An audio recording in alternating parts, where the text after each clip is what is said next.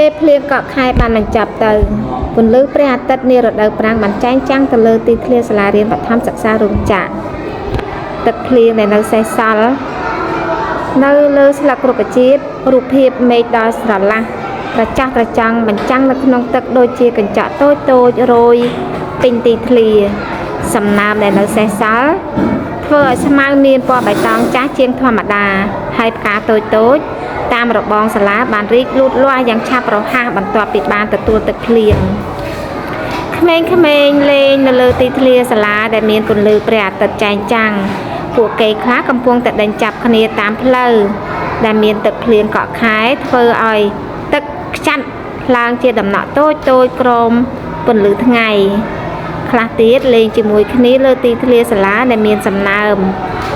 លេងទាញប្រវត្តិខ្លះទៀតដេកបាត់ក្រដាសធ្វើជាយន្តហោះបង្ហោះលេងនៅលើអាកាស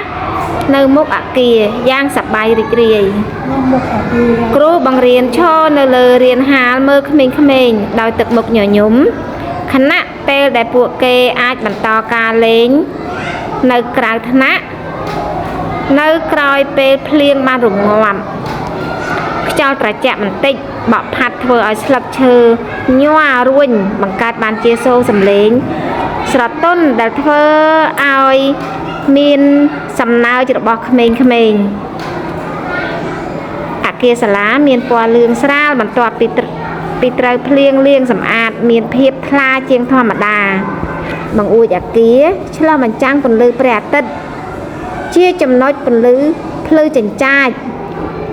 ពពកសរបស់ក្មេងៗដែលត្រូវបានដោតនៅតាមជញ្ជាំងសាលារៀន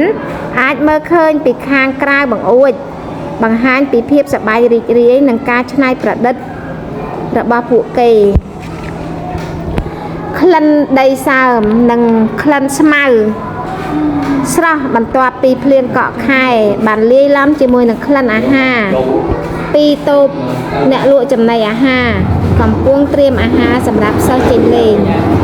ទេសភាពទាំងមូលផ្ដល់អារម្មណ៍ស្រស់ថ្លាសុខសាន្តនិងពោរពេញទៅដោយកុមារភាពដ៏រីករាយក្រោយពេលភ្លៀងកក់ខែនៅរដូវប្រាំង